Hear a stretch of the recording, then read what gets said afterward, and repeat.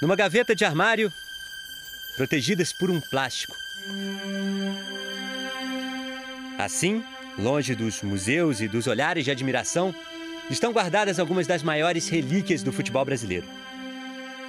Como medalhas do nosso primeiro título há 100 anos, ou uma camisa gasta pelo tempo, uma das mais antigas da história da seleção. Das nossas primeiras conquistas, restou quase nada. Mas se ainda existe algo para ser lembrado, se existe memória desse tempo preservada, é por causa dos guardiões desses tesouros raros. A história de como o time de futebol do Brasil começou a mostrar ao mundo a sua vocação para a superpotência desse esporte. Numa época em que não havia televisão, nem transmissões de rádio existiam. E apenas os jornais e as pessoas eram capazes de contar histórias.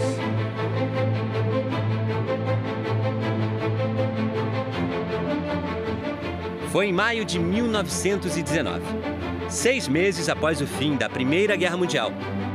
E para o sul-americano foi construído o Estádio das Laranjeiras, o maior da América Latina, com 20 mil lugares, que ficaria pequeno para o terceiro campeonato sul-americano de futebol. Ele foi disputado por 4 seleções: Brasil, Argentina, Chile e Uruguai. Competição que um dia se tornaria a Copa América como conhecemos hoje. O futebol, que inicialmente era restrito à elite, estava sendo democratizado. É uma época de valorização dessa característica brasileira. E por que não dizer de um escurecimento do futebol, né? O futebol deixa de ser um esporte de brancos. E um jogador traduzia essa contradição: Arthur Frederich, filho de um descendente de alemão branco com uma brasileira negra. Frederich foi um fenômeno para as pessoas que o viram jogar. Foi realmente um jogador extraordinário, uma exceção, né? Claro que ele, quando você tem um jogador com esse tipo de carisma, ele acaba, tudo que ele faz acaba virando uma espécie de façanha para a história. Segundo a CBF, Frederich tem 595 gols em 605 jogos. Uma média de 0,98 gol por partida, maior que a do Pelé. Mas quase não existem registros dos seus feitos, imagens, fotos, as súmulas dos jogos. Quase tudo se perdeu no tempo. Sobrava apenas lembrança, recorde de jornal, da Gazeta Esportiva. E um distante primo de terceiro grau, o senhor Udo. Aquela época era diferente, não se guardava nada. Mas algumas famílias guardaram. A do atacante Neco, artilheiro da competição junto com o Frederich, tem medalhas. A do meia Amilcar tem alguns tesouros em casa. Como um álbum de figurinhas de 1919, feito à mão pelo próprio jogador com fotos de seus companheiros.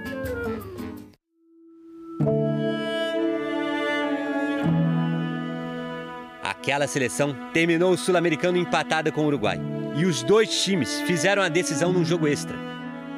No dia da final, o governo decretou feriado.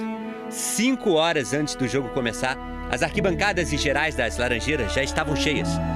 Registros da época falam cerca de 28 mil pessoas no estádio. O confronto foi equilibrado. Foi para a prorrogação. Novo empate, nova prorrogação. Não tinha ainda esse negócio de decidir por pênalti para encurtar a história. Então era uma prorrogação atrás de prorrogação. Foi quando saiu o único gol daquela final. Arthur Frederich. O jornal o Globo fez uma reconstituição virtual do gol de Frederich. Neco se manda, dribla o primeiro, mais um drible, faz um salseiro na ponta, cruzamento de Neco, cabeçada de Heitor, Saporiti, no rebote, pra Frederich, olha o gol!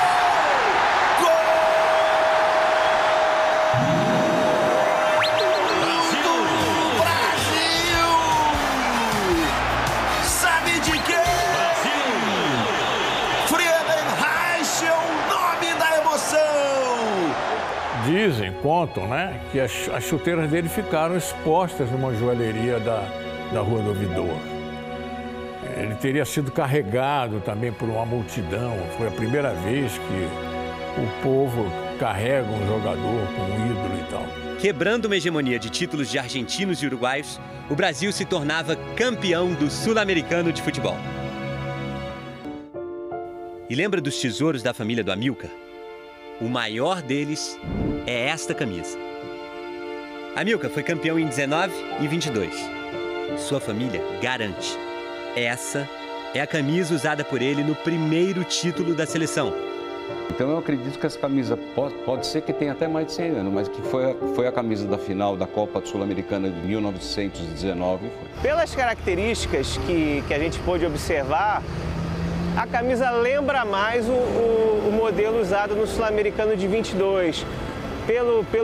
Pelo formato do escudo, pelo tipo da gola, mas é uma coisa difícil de precisar. Estamos falando de uma época amadora. As camisas eram feitas à mão e usadas várias vezes. Aí eu jogava e voltava com o uniforme para ser lavado pela minha avó.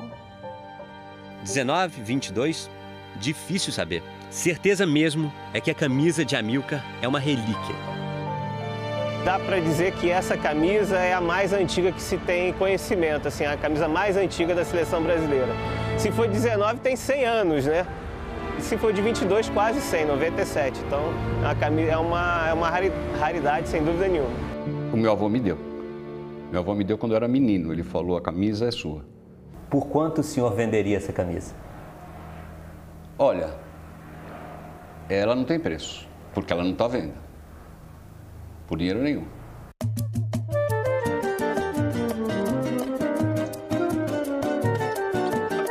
O Sul-Americano de Futebol era mais um dos eventos comemorativos do centenário da independência do Brasil.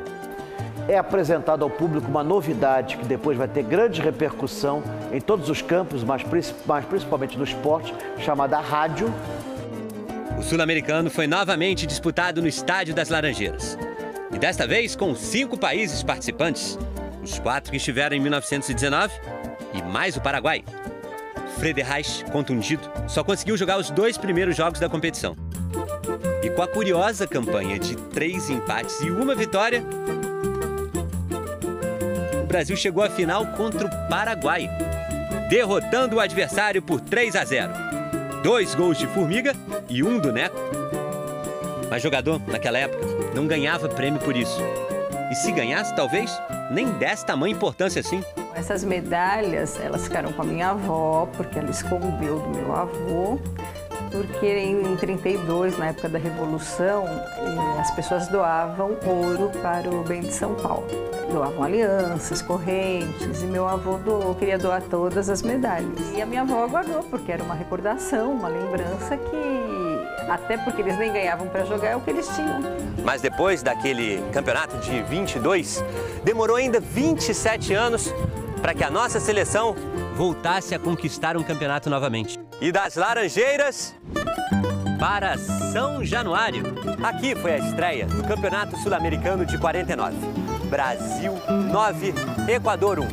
Era uma competição maior que saiu dos limites do Rio de Janeiro para ganhar um perfil mais nacional.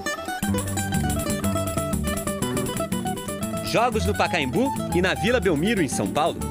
No Independência, em Belo Horizonte. E por que tanta exuberância?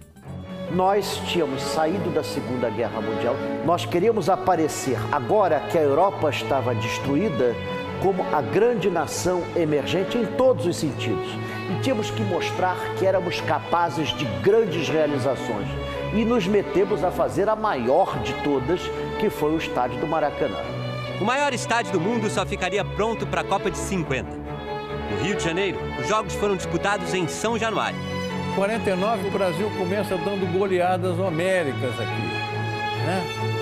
7-1, 10-1, 9-1, é uma enxurrada de goleadas. Era o timaço de Zizinho, Jair Rosa Pinto, Ademir e Barbosa. Um goleirão elástico, de grande agilidade, entendeu? Reflexos perfeitos. O Barbosa jamais se contestou. Diante de 40 mil pessoas que lotavam São Januário, o Brasil, confiante, derrotou na final o Paraguai com uma goleada de 7-0. Estava na capa dos jornais. Mas... eu acho que uma geração, sem saber, estava vendo o seu último momento de glória. No ano seguinte, a Copa do Mundo no Brasil. A inauguração do Maracanã. Então, o técnico Flávio Costa monta uma seleção com a base do vitorioso time de 49. O Brasil chega até a final, no Maracanã. Mas o Uruguai vence por 2-1. Perplexidade. O trauma da Copa de 50 trouxe mudanças e, por superstição, o uniforme da derrota foi abandonado. E a camisa, que era branca, mudou com o passar dos anos. Foi o suor das vitórias, mas também o desgaste natural de uma importante derrota. E o tempo se encarregou de deixá-la bem mais amarelinha. E 100 anos depois, em homenagem aos primeiros campeões, o Brasil voltou a usar branco em uma Copa América.